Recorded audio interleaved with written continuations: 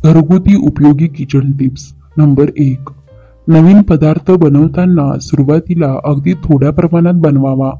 चुकून बिघडलाच तर जास्त वाया जात नाही आणि आवडला तर आणखी बनवता येतो. नंबर 2.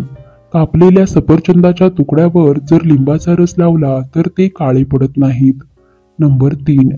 लिंबाचा रस जास्त निघण्यासाठी त्याला थोडा वेळ गरम पाण्यात ठेवावे. नंबर 4. पोहे करत असताना त्याचा लगदा होतो. ते होऊ नये यासाठी पोहे करताना कांद्याचा वापर जास्त करावा. जर आपण 2 वाट्या पोहे घेतले तर 1.5 वाटी कांदा वापरावा, म्हणजे पोहे चिकट होणार नाहीत.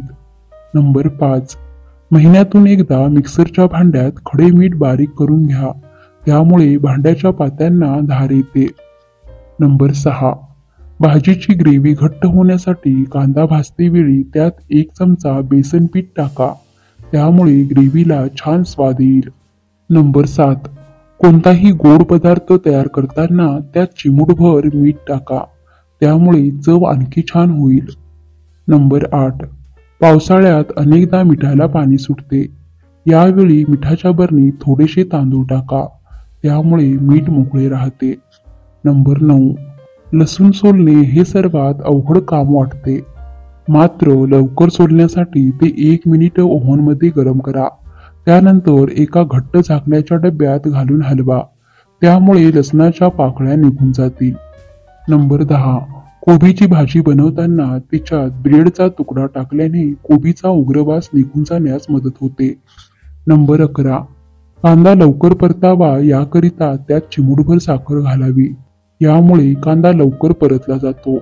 नंबर 12. मटण शिजवताना बऱ्याचदा ते शिजत नाही. अशा वेळी मटण शिजवताना त्यात कच्च्या पपईची पेस्ट टाकल्याने मटण लवकर शिजते आणि मऊ देखील होण्यास मदत होते. नंबर 13. भाजीत फ्लावरचा रंग पांढरा दिसण्यासाठी त्यात 1 चमचा कणिक घालावी, याचा चांगला फायदा होतो. नंबर 14. बटाटे किंवा अंडी उकडताना त्यात थोडेसे मीठ घातल्याने ते तुटत नाही, त्यासोबतच चव देखील चांगली येते. नंबर 15. टोमॅटो, मुळा, बीट किंवा गाजर टवटवीत दिसण्यासाठी मिठाच्या पाण्यात रात्रभर ठेवावे. नंबर 16. शेंगदाणे मिनिटभर उकळत्या पाण्यातून काढल्याने भाजल्यानंतर शेंगदाणे खमंग होतात. नंबर 17. हिरव्या मिरच्यांचा ठेचा करताना त्यात थोडा लिंबाचा रस व मीठ घालून ठेवल्यास आठवडाभर उत्तम टिकतो. नंबर 18. पावभाजी करताना त्यामध्ये थोडेसे बीट किसून घालावे, यामुळे पावभाजीला छान रंग येतो. नंबर 19. ढोकळा छान नरम व्हावा यासाठी त्यामध्ये साखरेऐवजी साखरेचे पाणी घालावे. मित्रांनो, व्हिडिओ आवडल्यास व्हिडिओला लाईक करा, शेअर करा आणि सबस्क्राईब करा.